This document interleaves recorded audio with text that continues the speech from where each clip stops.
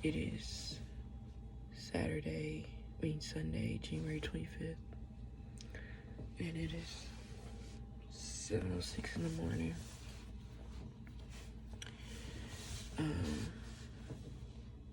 It's been 2 days since I left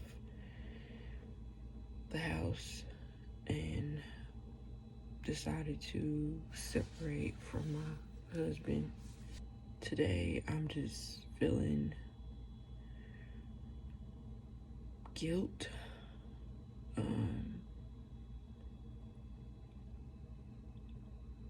And I'm thinking about, I'm not gonna lie, I'm thinking about what he doing. I'm thinking about, if he moves on, which I really shouldn't care, but it's on my mind. I'm also thinking about just where to start picking up and just trying to realize that this is real. Try to tell myself that this is the right thing for me and my children, because things just weren't changing with him on certain things. The reason that I felt like I needed to go. It's been a long time coming. I tried to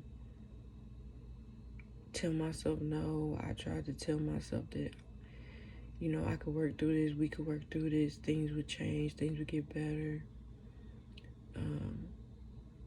There were so many times where I went to God and I was just like, I'm so over this. I'm tired.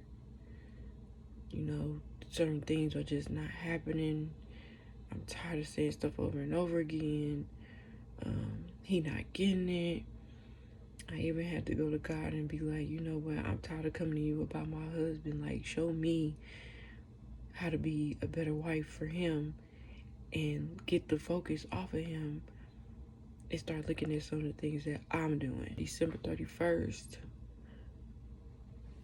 me and him had a really deep conversation. I think a lot of stuff came out about how we were feeling, not everything, but a lot of things about how we were feeling about each other and our situation, and our marriage.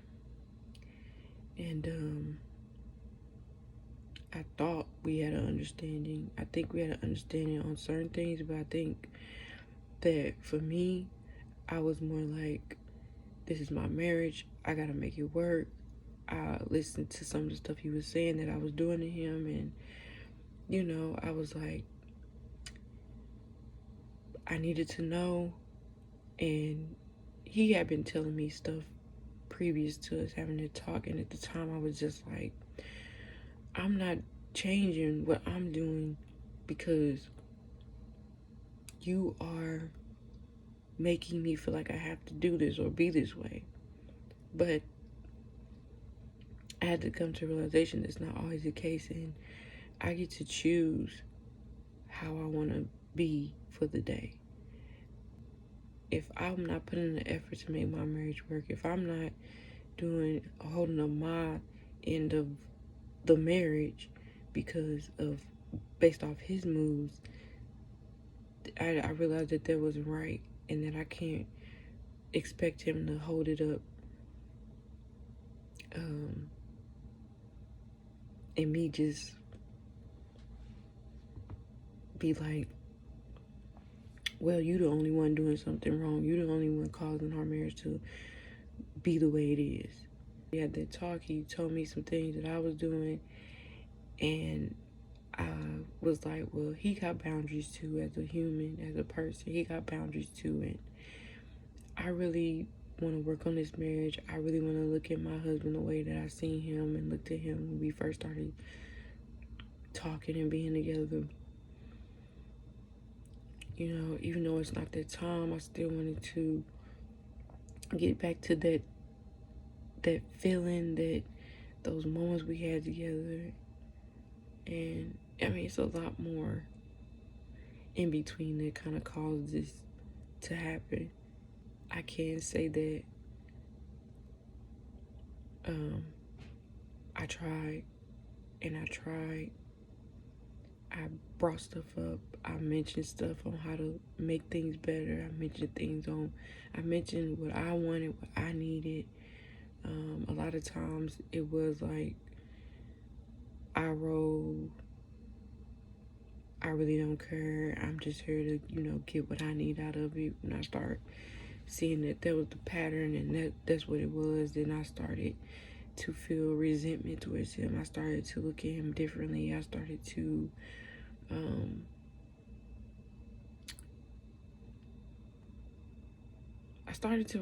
plan my exit. But I started to feel myself not really starting to care. And this is before the talk, but like I said, I was like,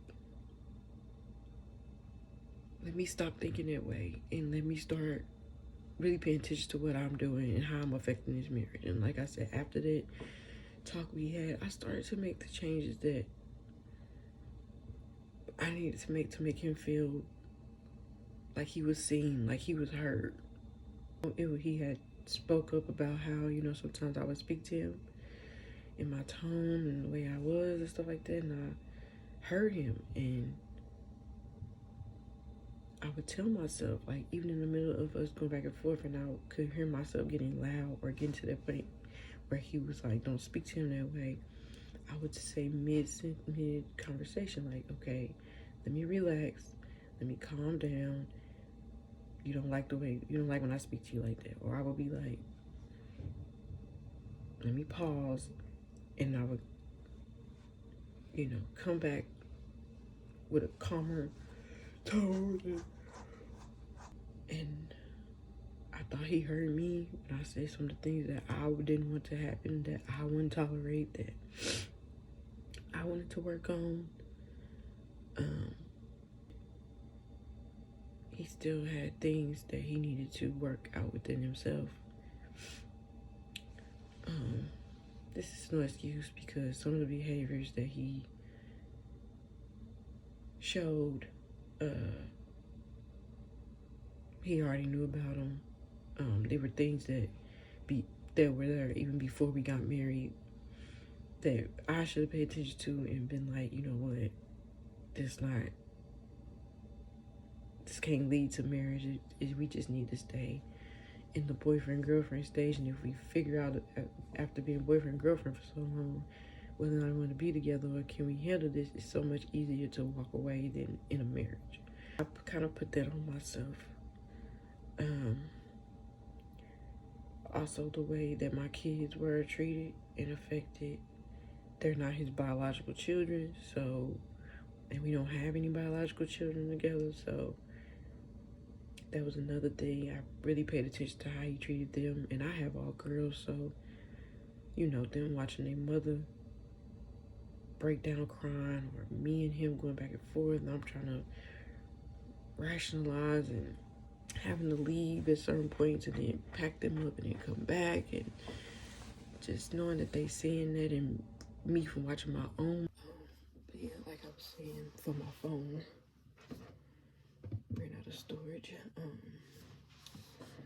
Like I said, I'm just today. It's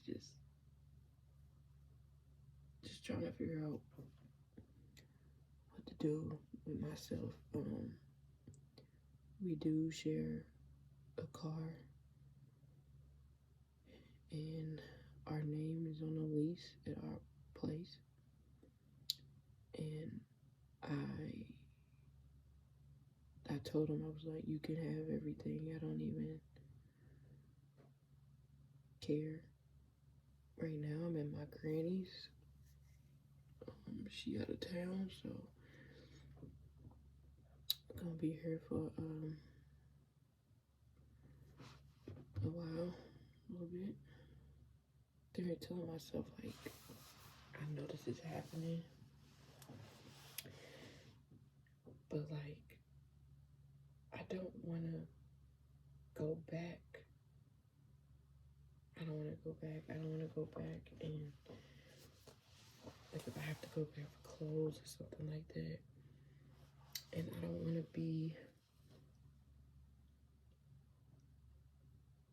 I don't want to fall for any promises that he makes me to get better, be better. Because when I asked, it was not.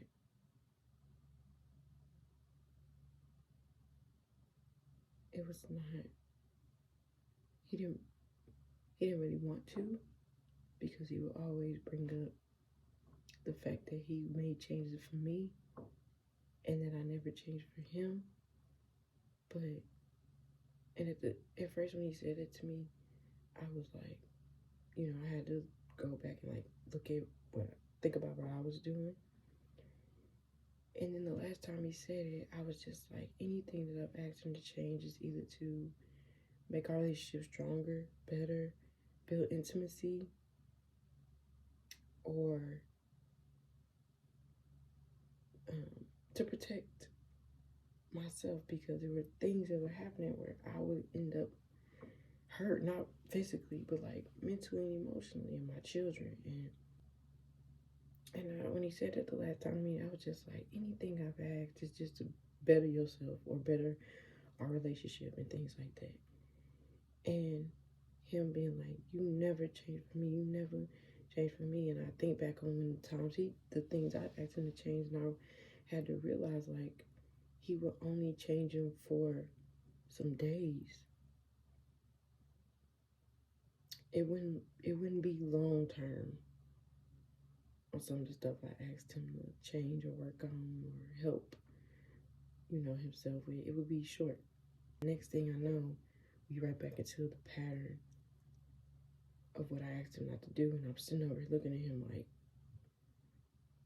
what are you doing? Like, we already talked about this. I eventually got to a point where I told him, I don't want to talk anymore. I don't want to explain anything to you anymore. Like, I would go quiet, and he would go, why you quiet? Or, you quiet, I mean, you're not telling me nothing. If you're not telling me nothing, then later on it's going to come up, or I'm going to find out about it later on, I'm going to be blindsided.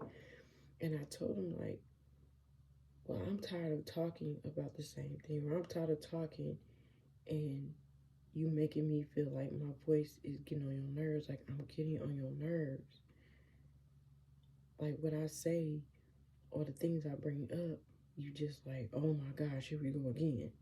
Once again, if I hear you saying something multiple times, I'm not finna roll my eyes like that. I'm finna look at what it is that I'm doing or my children are doing that you are saying that you don't like.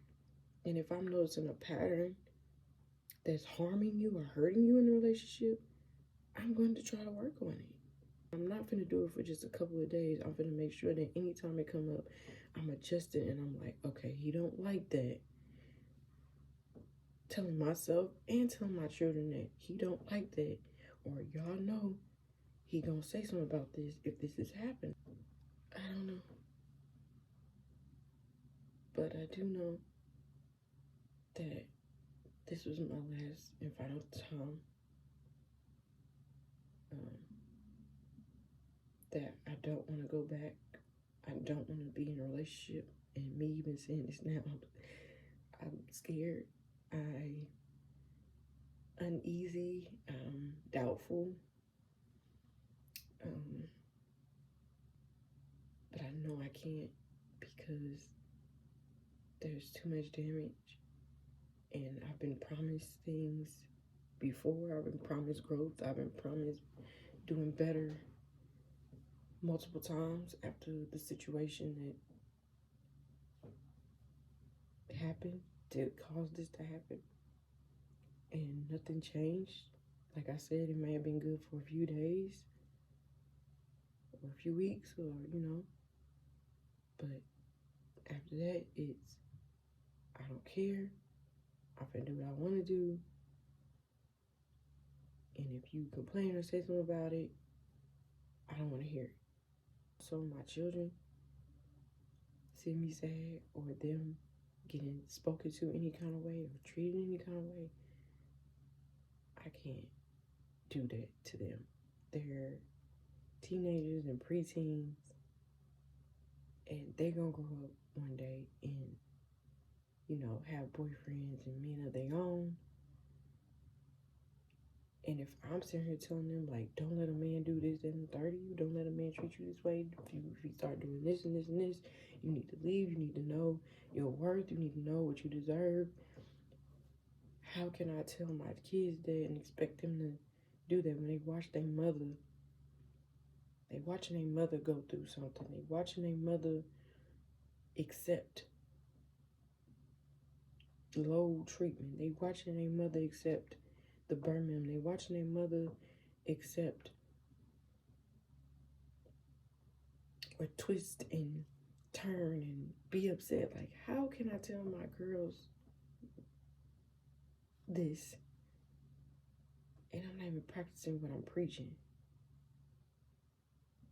Trying to protect him, trying to talk to them and cover up for him. And some things I won't cover up. Like, you just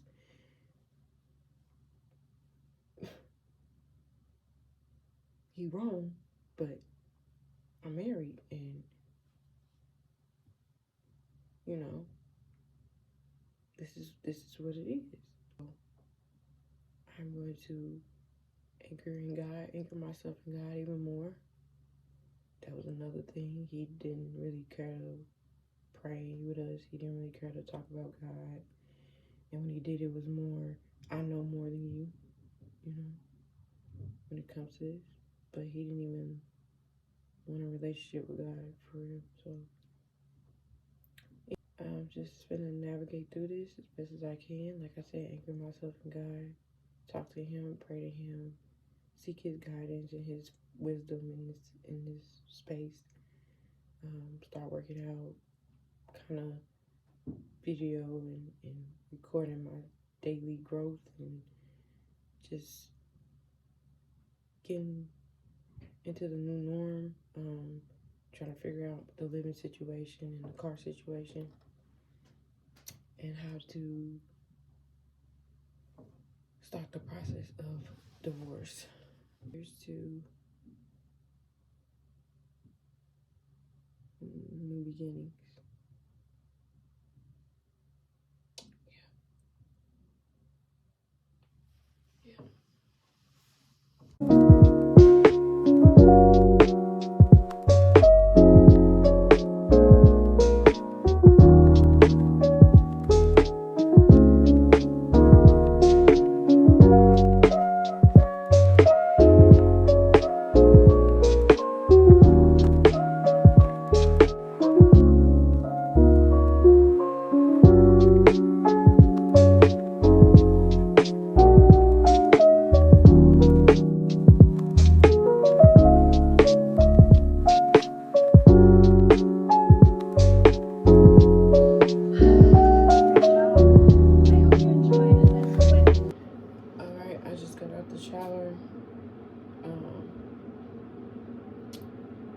I did my workout.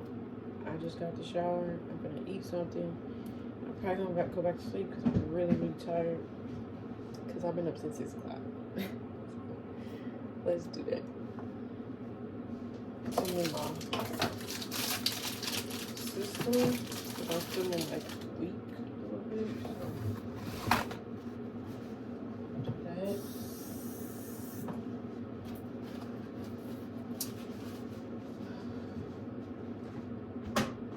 I'm gonna start meal prepping. Once I figure out where me and my kids gonna go, where we gonna be at, I'm gonna start meal prepping some meals because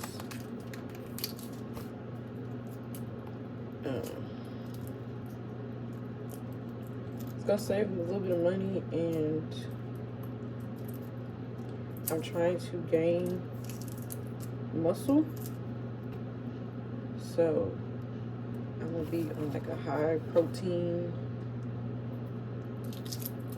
type of thing, I'm not gonna say diet because I'm not on a diet. I can eat what I want, but I just need to eat more protein today though, because it is snowing like crazy outside. Like, y'all know it's that time everywhere. I feel this morning when I got up, I was talking to God.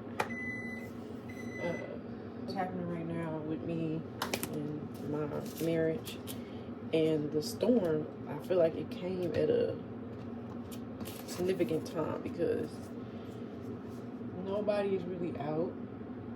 If they are, like, why? But the streets are quiet. Everything is like quiet. There's stillness, and I feel like it's and I ended up over here, away from him, away from all that. Ended up over here. My granny ended up going out of town before this happened, and so like it's just me and my kids here, and I feel like it was supposed to happen that way, in a sense, because like everything is slowed down, everything is quiet.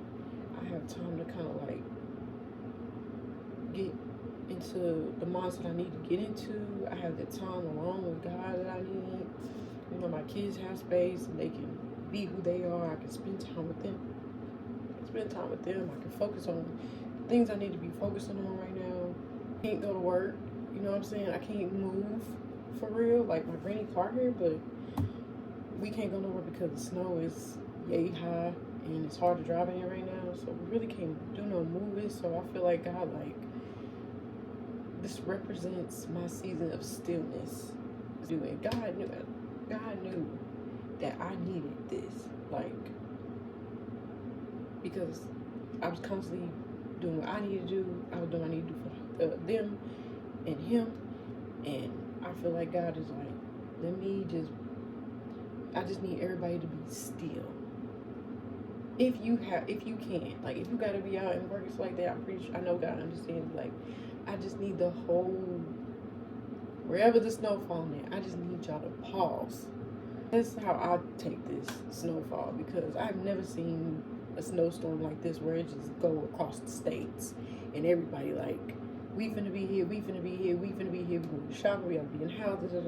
We haven't seen a lockdown like this since COVID. So I just feel like, God, like, be still. I got things I'm trying to do. Everybody moving too much. I feel like in people's lives, especially mine, I'm one of those people I need you to be still for a minute because I'm trying to do something. I need you to center back to me and get some things in your life in order. So I'm going to take this time to do exactly that. Close to God, work out, plan my new beginning, and just try to get my head and get myself locked in to what I need to be locked into, and get my kids where they need to be locked in. So I am here for it. I'm not in the crowd, but like, I'm so grateful to have that type of support. When I have times like this, when I have moments like this, and I cannot tell you how many times even men, they get so upset because they feel like they don't have the support, and they like to throw it in your face. Well, I don't have nobody, so if you leave, you got somebody, you got somewhere you can go if this happens. It's just like, why should I feel bad for having the support that I need? I'm so thankful for the support that I have from my granny. Like, she has looked out for me and my girls every time I put that lady through some stuff, but like, she has always been there, and I love that lady so much, and I just hope I'm making her proud. And so I want to tell any female out there, any woman out there, or any man out there that has been made to feel guilty for having the support system when things in your life aren't going the way that you planned, and you need that space, or you need somewhere to go, to run to lay your head, to protect yourself, to protect your peace, protect your children, and you have that. Don't let anybody make you feel bad for that. Don't let anybody make you feel guilty for having that in your life. Don't fall for that. Like, that's a tactic to make you stay in their life, to make you still stay in the suffering that you in, because they make you feel like you the only thing that they have, when it's not true. Like, some of the men that be saying that, or some of the women that be saying that, like, they got mothers, they got grandmothers, they got brothers and sisters, and they got cousins, they got friends that really care about them, but they honestly, I feel like they don't reach out to them because they know that they caused the problem. They know that they caused the issue. Or they have burned so many bridges with the people that supposed to be there for them, that those people are now like, I love you and I support you, but like, you've done too much. You know what I'm saying? Don't let anybody make you feel bad about having a support system when you're going through separation, divorce, fights and things like that. You need to go and get away to keep your sanity, to keep your peace. Don't let anybody make you feel bad about that. I have to learn that, like, in this part of my journey and everything like that, I have to learn that it's okay to have support. It's okay for you to have somewhere to go. You know what I'm saying? Like, why is that a bad thing? I don't want anybody to feel like they don't have somebody to have their back and support them when they're going through. So I don't want that.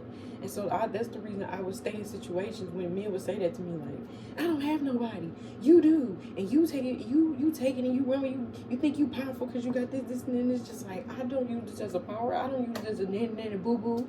I got somewhere to go, and you know, it's like, you are hurting me.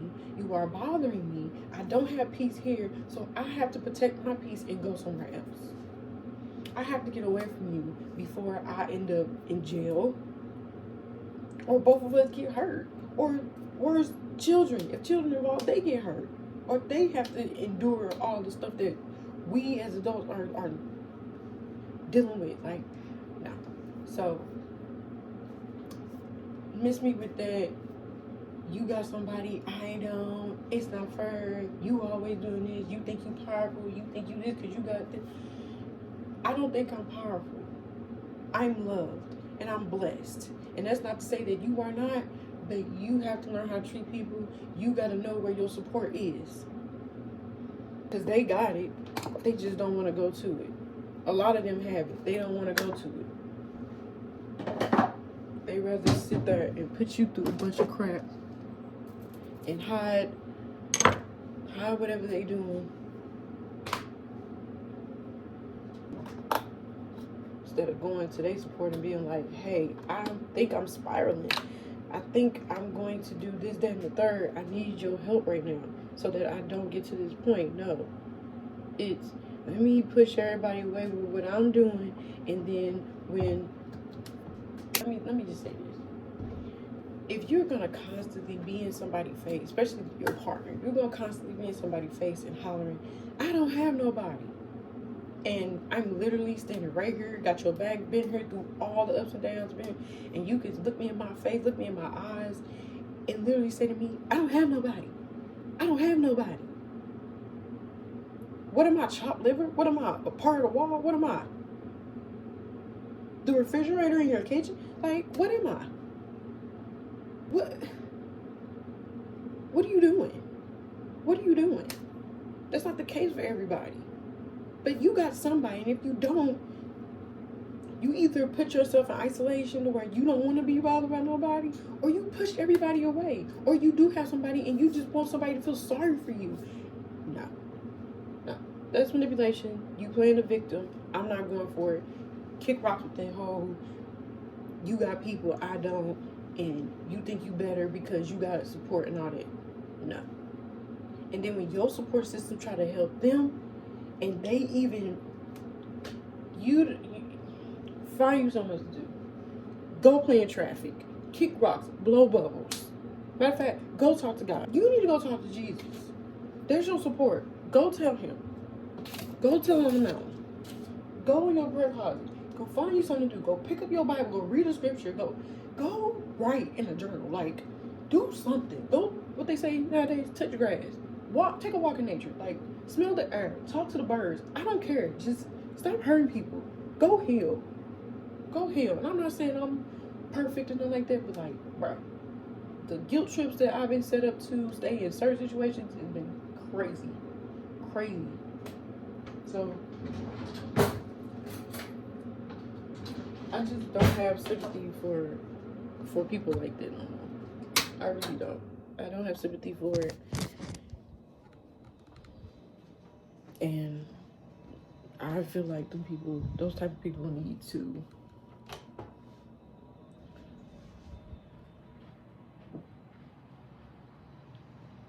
They need help. They all need mandatory court established therapy. They need therapy. They know they do. There's your support right there. Getting yourself together. And they sit there and be like, I don't need to talk to nobody. Essentially saying there ain't nothing wrong with me. I'm perfectly fine.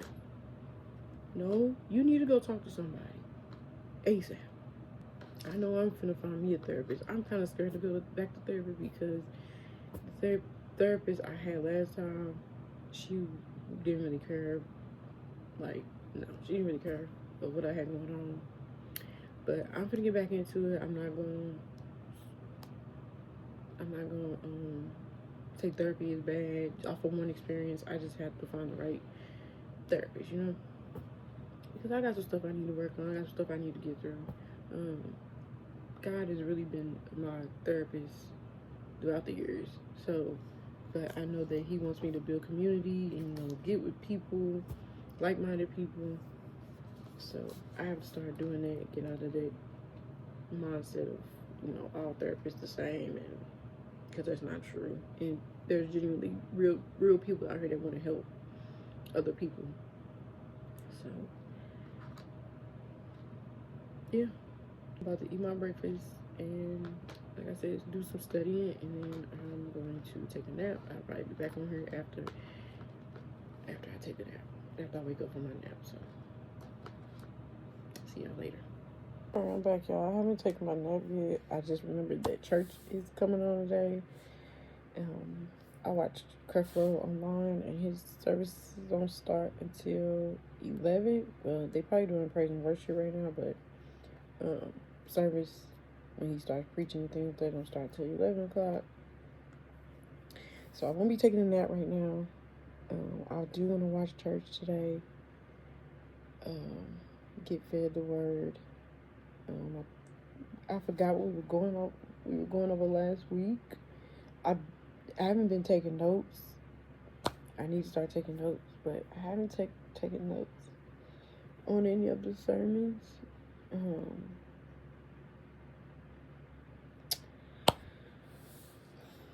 So yeah, I haven't taken a nap yet, but I think after church I'm going to probably lay down and take me a little 2-hour nap and get up. I really don't have anything to cook because all the food I got here, the kids can kind of make themselves while I sleep, or when they feel like going there and eating. It's stuff they can make themselves for right now. So I don't really have to worry about cooking. Figure out dinner later. But as of right now, like I said, I'm done studying, and I'm just gonna wait for church to come on and watch that. I'm really sleepy. Like I said, I've been up since 6 o'clock. I'm really sleepy. After I did go, it hit me like a ton of bricks. I was like, I'm ready to lay back down. But I gotta hear this word. I mean, I could go to sleep and then get back up and rewatch it, but I'm not. Knowing me, I won't do that. I instantly go to scrolling and watching YouTube and TikTok, stuff like that. So I need to take this time to be more intentional about things, do the things that I need to do, because it's so many times where I pray for these moments and I let them go because I end up putting everybody else's stuff in front of me, or I get back into a relationship and they really make me not focus on myself or what I need to be focusing on. My priorities kind of get twisted because then I have to think about that and them and things like that. And so hearing myself say that, it bothers me, because I don't know, it bothers me, but I also think about the other person and I'll be like, you know, they gotta do what they gotta do, but they not me, and I can't think that they doing the self-improvement, the work, like me. You know what I'm saying? I can't think that. I'm not in their head. I'm not in their space. And I have to bring it back to me. I have to bring it back to me. I'm so understanding with people and things and situations that, like, I would think about myself, but I also, like, think about the other person. You know, I also think about that, and I just be like, some in some cases, yeah, but in some cases, you be like, you don't even need to be thinking about them. Like, they got to do their own thing. They got to figure out their own way. If you always are trying to save them, how is you going to even help yourself fully to your fullest potential? Like, I know how to be in a relationship and, like, work on things I need to work on, but it's certain things that you cannot really dive into unless you alone, unless you by yourself with that time. Something else I'm have to adjust to. I'm about to turn on YouTube so I can get locked in the church. So I will see y'all. This time really after my nap. Yeah. Okay. Bye. Well, it's been a couple of hours. It is 6:12. I did not take a nap. I did not take a nap at all.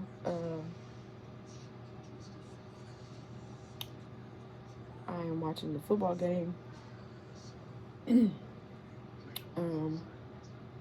Yeah, I just been on this couch, kind of just watching videos and on Instagram with this girl that's kind of going through the same thing as me. And I'm just trying to get my life together. I was out here filling out the petition of divorce, but for some reason I cannot find a printer to print the thing off so that I can go and get it. What is it? Anyways, I can't take it to the courthouse to get it filed with the county clerk so that I can begin the process of divorce. So,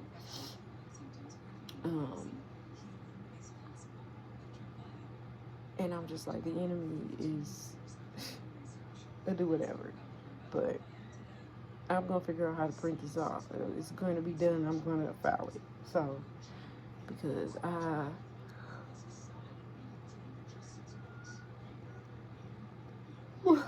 I'm not planning on going back.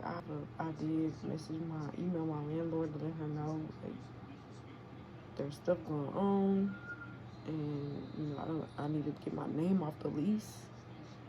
But she won't be in the office till tomorrow, maybe, or Tuesday, until she see it, which I don't really mind as long as I see through, because I'm trying to do certain things to get them out the way, because if I don't and I sit and think about it, it won't never get done. And I'll sit here and let it roll around in my head and be like, do I really want to do this? Should I really do this? What about this? What about that? And I'm not trying to do that. I'm not trying to do that. So just get stuff done as I go. Right now, though, I'm gonna get up and I'm gonna clean, because stuff is just out of order and all over the place. And shout out to the Patriots for going to the Super Bowl. And I'm gonna see if the Rams or the Seahawks is going. I never would have thought that the Seahawks and the Rams, the Patriots and the Broncos would be the teams going to the Super Bowl. Like, but it's all good. Y'all know my team is the Kansas City Chiefs. I don't care what happened this season. That's my team. And Mahomes gonna be back. Even though I feel some type of way about Kelsey this season because he was doing some crazy stuff, I believe that, if he don't retire, he come back next season. I know that he get hit in the game too. You know what I'm saying? So, Chief Kingdom all day, baby. Chief Kingdom all day. My headphones won't freaking charge. Okay, they getting somewhere. But I'm about to get up. I'm about to clean. Y'all can watch me. It's not a lot, but if y'all want to, y'all can watch me clean up. You want to do that? Y'all want to watch me clean? Okay, y'all can watch me clean. Let's go. Let's get to it.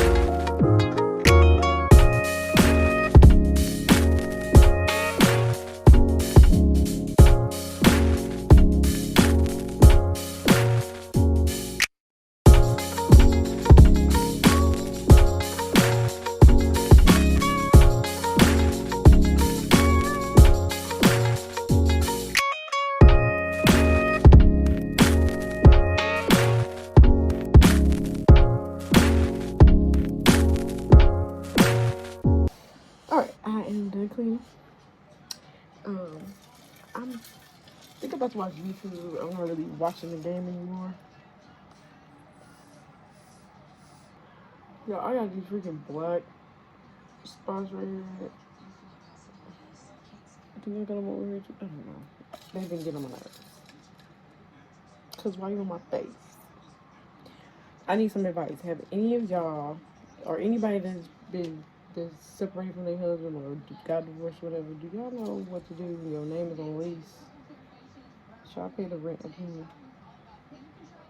Who was that? Should I pay the rent or no? No, it says I should. ChatGPT said I should do it. Who on the stairs? You're being weird. Did you say what am I doing in here? I said you're being weird. My house in Bloxburg, still rich. Still don't got no decorations in there. You scared to spend the money? No. I spent a good amount. Oh, okay. But I don't know how I want to decorate the inside. So, like, Gotcha. and then I needed some colors. So, I have to wait. Okay.